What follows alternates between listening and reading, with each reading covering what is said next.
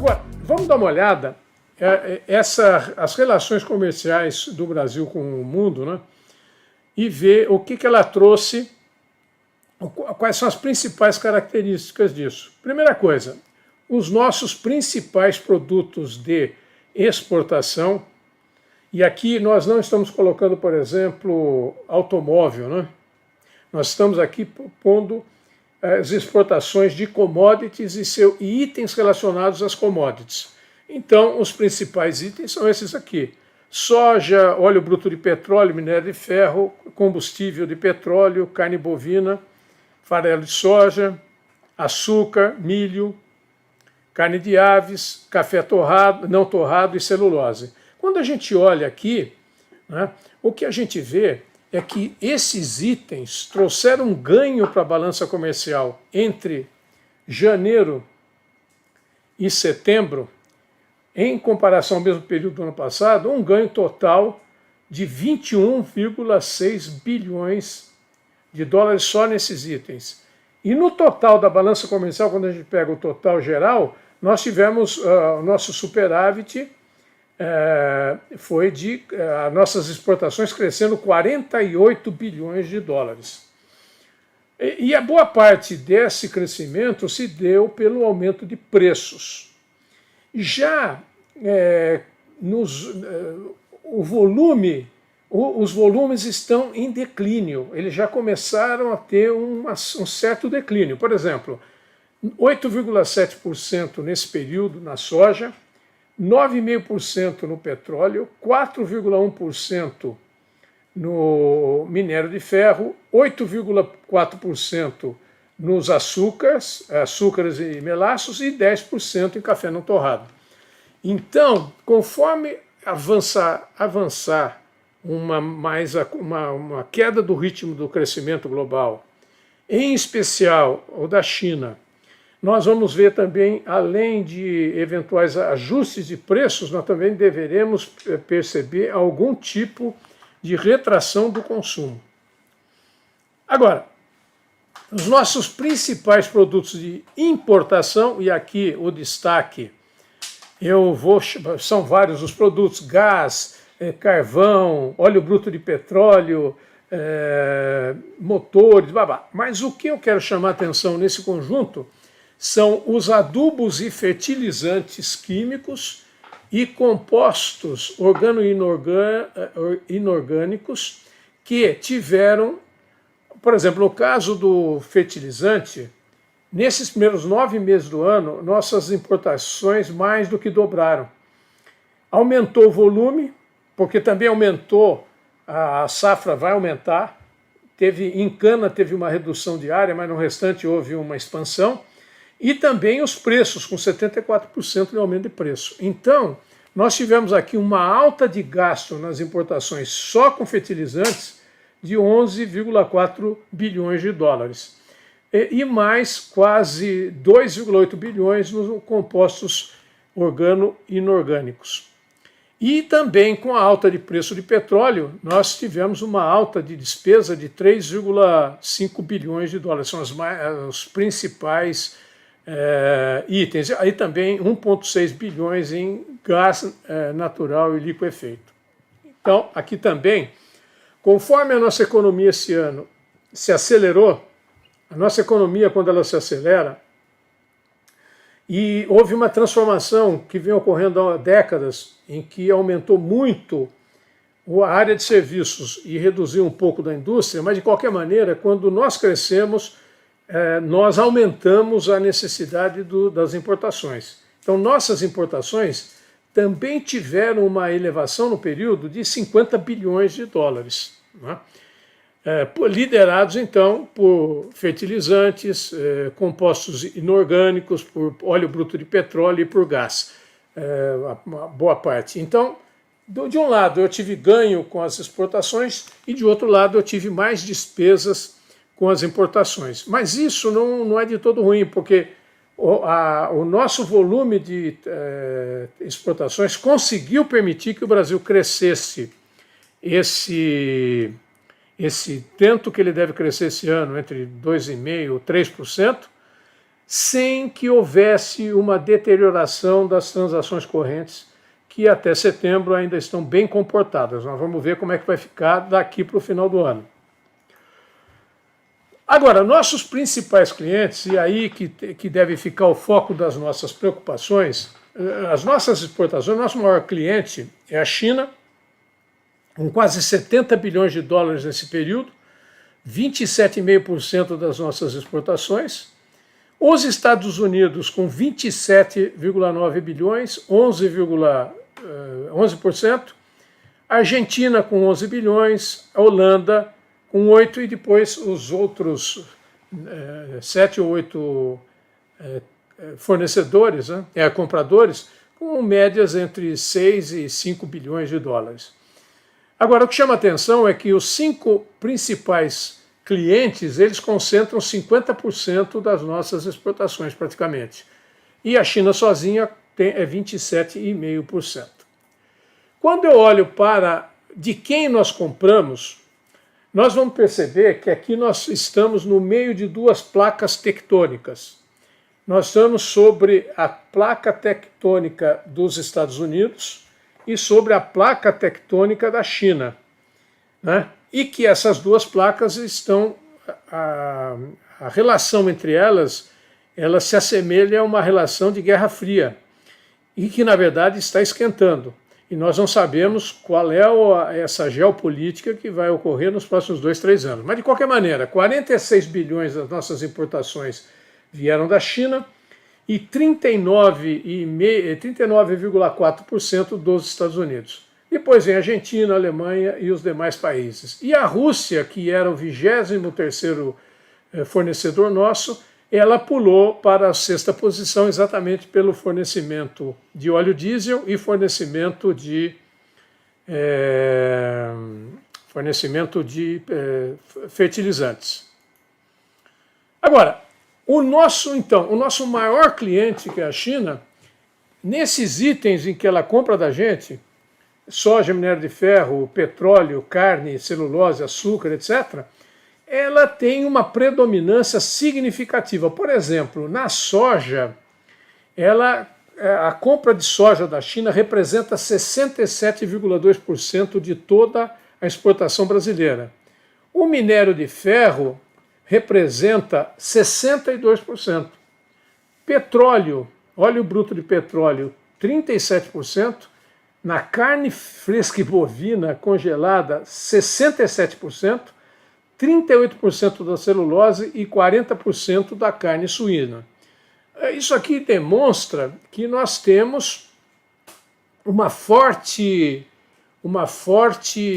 relação e dependência com a China. Apesar que eu acho que depois da guerra da Ucrânia, inverteu-se um pouco essa dependência. Agora a China também tem uma certa dependência do Brasil. E aqui o que chama atenção é que nós tivemos na venda para a China já uma queda de 9 bilhões de dólares nesse período. O segundo maior cliente é os Estados Unidos, que é a outra placa tectônica. E nós compramos dele produtos de petróleo, mas muitos produtos semi-acabados ou manufaturados, né? Aeronave, cal, cimento, folhados, celulose, etc. Aí também temos uma forte dependência dos Estados Unidos em produtos semi-acabados, lingotes e formas primárias de ferro e aço. 70% da nossa importação vem dos Estados Unidos. O ferro gusa, 31,5%. Aeronaves e outros equipamentos e partes que tem a ver com a nossa aviação civil, né? 70% vem dos Estados Unidos. E madeira e dormente de madeira, 55% vem dos Estados Unidos. 41% de instalação e equipamentos de engenharia civil, construções e partes. Cal, cimento, materiais de construção fabricada, menos vidro e barro, 71%.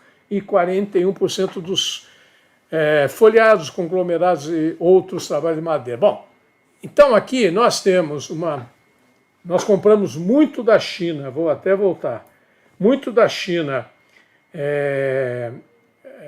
a gente exporta muito para a China desses produtos em que nós somos campeões de exportação, e nós exportamos muito para os Estados Unidos nesses produtos que a gente citou. Então aqui nós estamos com um pé em duas canoas, um pé em cada canoa, né? Então esse aqui era o terceiro bloco, né? Bom, aqui nós recebemos aqui para esse bloco duas perguntas. A primeira pergunta: quanto a guerra afetou a produção e comercialização de commodities agrícolas para a Rússia, Rússia e Ucrânia, e como isso afeta a Europa e o mundo? Essa é uma primeira pergunta. E a segunda pergunta, que também tem relação ao primeiro bloco: perspectivas para a safra no Brasil em 2023, soja, milho e açúcar. Vamos tratar primeiro dessa questão da guerra, da produção e exportação de commodities lá da guerra. Primeiro é o seguinte, a gente coletou uns dados aqui. Então, em 2023, a Ucrânia deve produzir mais ou menos 52 milhões de toneladas de grão. Eu falo 52 milhões de toneladas de grão só para a gente ter um contexto do volume de produção da Ucrânia, que é um grande produtor da Europa, mas o Brasil vai produzir 310 milhões de toneladas. Portanto, a produção da Ucrânia esse ano, ela é um quinto ou menos, um sexto da nossa produção. Então aí para a gente ter um contexto da produção da Ucrânia. Agora, essa produção, ela teve uma perda de 34 milhões de toneladas em função da guerra. Então isso aqui, quer dizer, o mercado deixou de receber uma proporção de 25%, 30% do que ele costumava receber da Ucrânia, com foco no trigo. Agora, na Europa também eles enfrentaram seca. E o que aconteceu é que a safra de milho que está agora sendo na Europa tem uma perda de 10 milhões de toneladas de milho. Mas a nossa safra de milho cresceu muito mais do que essas 10, incrivelmente cresceu muito mais que essas 10 toneladas. Então, do ponto de vista do abastecimento global, agora com a Rússia praticamente não teve nenhum bloqueio sobre a sua produção. Simplesmente ela está exigindo prêmios para a entrega dessa produção, o que manteve, de uma certa maneira, o preço um pouco mais elevado. Agora, o problema da Europa é o trigo, uma parte do problema é o trigo, mas a outra parte da Europa é o problema da energia. O problema da energia será muito devastador para a Europa nesse ano, nesse final de ano e no ano que vem. Se isso não for resolvido, aí a Europa vai sofrer bastante, né? Agora, com relação ao trigo, o russo é líder mundial da produção de trigo. Ele produz 100 milhões de toneladas de trigo nessa temporada, né? Então é um recorde. A produção de trigo da Rússia foi um recorde nessa temporada. Agora, qual é o risco que nós estamos envolvidos aqui, que pode ter algum tipo de afetar mais drasticamente a situação? É assim: se a Rússia, em função da anexação daqueles territórios da Ucrânia, sofrer novas sanções internacionais, o que pode acontecer é que parte dessa colheita não chegar para os importadores. E isso aí sim nós teríamos um problema. E nós estamos começando a perceber que as sanções, que o problema é muito mais grave, porque as sanções elas geram efeitos colaterais cujo valor econômico do efeito colateral é superior ao dano causado para a Rússia. Por exemplo, nos últimos 6 meses, a Rússia teve um aumento de receita de exportação de energia e de cereais que deve fechar o mês de setembro perto dos 300 bilhões de dólares de ganho. E o prejuízo na economia da Europa, se realmente a recessão que está sendo desenhada vier, o prejuízo será muito superior a isso. Então aqui nós temos um problema que não está, de maneira nenhuma, não está resolvido. Bom, com relação à safra de 2023, primeiro, a safra brasileira, segundo a Conab, ela vai oscilar entre 308 e 313 milhões de toneladas. Pô, é uma alta de quase 20, mais de 20%, quase 20% de um ano para o outro. E se a gente pegar desde 2014 até hoje, praticamente nós tivemos safras crescentes todos os anos. Mas não há na história um país no mundo que num período de 6 anos tenha crescido tanto. E num período de 40 anos, que vai de 30 anos, nós elevamos a nossa produção, a nossa safra agrícola de 55 milhões de toneladas para 310. Então, o setor agropecuário brasileiro é um extraordinário exemplo de diferenciação em relação ao mundo. É espetacular. Nós tivemos um crescimento inacreditável, né? E aí, a produção de soja esse ano deve crescer 26 milhões de toneladas. Ou seja, nós teremos uma safra de 150 milhões de toneladas de soja. E nós vamos exportar 92 milhões de toneladas.